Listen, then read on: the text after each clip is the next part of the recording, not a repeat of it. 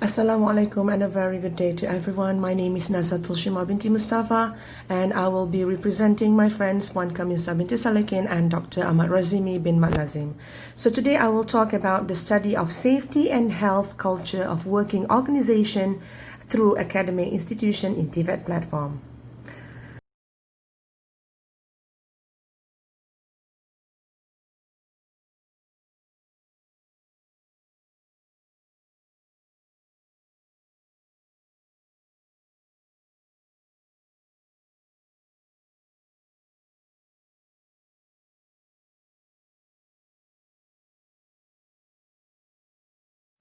Without any further ado, let's start with the introduction.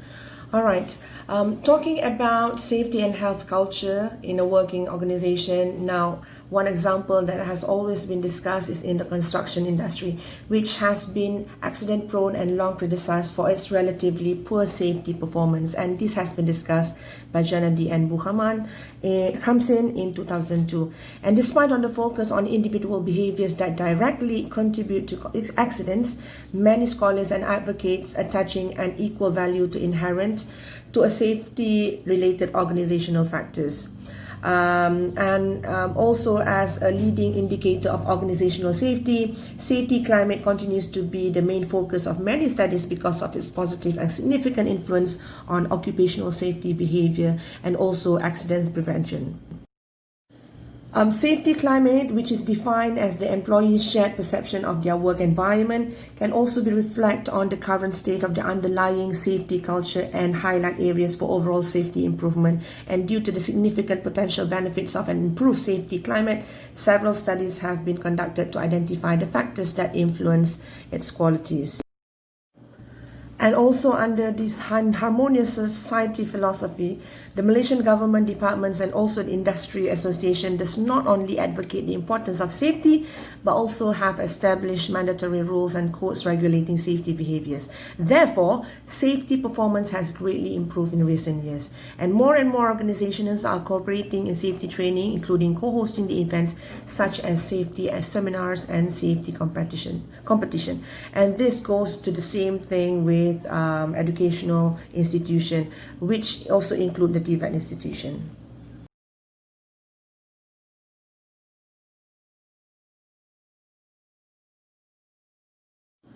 Now let's take a look at the problem statement. So as I mentioned before this, we are focusing on the safety and health culture in a TVET institution. So of course, when we are talking about the problem statement, we are going to focus on the TVET institution in which we would like to have, we will have to have the ability to mold our students to be skillful and knowledgeable in doing whatever that they dreamt of. As an example, virtually all the prerequisite to apply to become an technician job vacancy at a workplace in which it is based on a certain explicit knowledge and also tacit knowledge dealing with a certain level of academic qualification. This at the same time, the students needs to have also some type of thinking skills benefit in order for them to assure that the work progress of a whole organizational duties going on in the time frame, although unexpected trouble might interrupt the whole process, but will be solved effectively. Okay, this would be helpful to know that the thinking skills, how effective thinking skills would thrive in work, and hopefully that this will help the TVET institution to decide the curriculum that best fits the student. Now let's take a look at the objective of this research. Now very simple, the objective of this research is to investigate the effect of safety and health culture on decreasing occupational accident and to evaluate the influence of TVET academic institution on developing and improving skills of workers.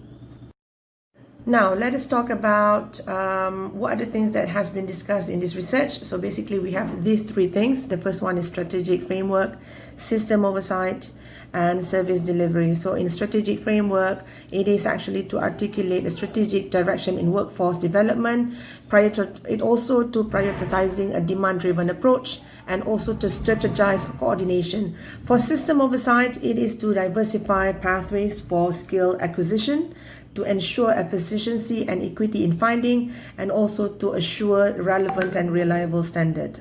Last but not least, we also discuss on the service delivery, which is it is to foster relevance in training programs, incentivizing excellence in training provision, and last but not least, to enhance accountability for results. So as you can see, the three things that has been discussed at the earlier slide has become the framework of our research, in which for strategic framework, we are discussing on aligning workforce development to national economic goals. For system oversight, we are looking at governing the system for desired goals, and for service delivery, we want to see whether how it managed TVET services for concrete results. So these are the three functional dimensions of holistic workforce development system. Now let's take a look at the method that we are using in this research. So the method that we are using is the experimental method. It is to investigate the subtle impact of institutional on different aspects of safety. One, the data that we receive is to reanalyze safety climate structure rather than relying on previous findings. The second one is the questionnaires that were designed and developed is based on information from the literature review, project observation, and also short semi-structured interview. The safety climate section of the questionnaire was adopted from Safety Climate Index Survey of the Occupational Safety and Health Council of Hong Kong, and this is actually taken and selected due to its validity and practicality, which has been proven by its successful application in prior research, and this has been discussed by On et al. In 2013.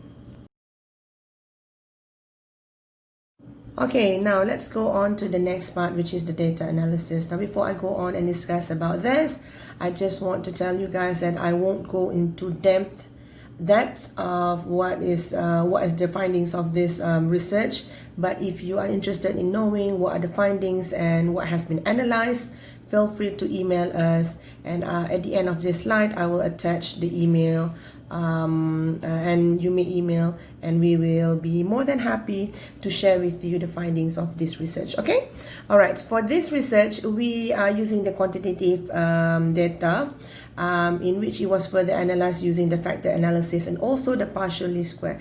Now, FA and also partial principal analysis extraction method, we conduct this in order to identify the underlying growth factors and condense, and also at the same time to summarize the safety climate measurement items involved. Now this has been done by HARE and has been proven to be effective. Another technique that we also use is the PLS, which is the partial least square, in which this is a technique using a combination of PCA, path analysis, and also regression, and this is to estimate the multiple dependent variables. And the method used can estimate parameters for links between measurement items and their corresponding construct, and links among different constructs.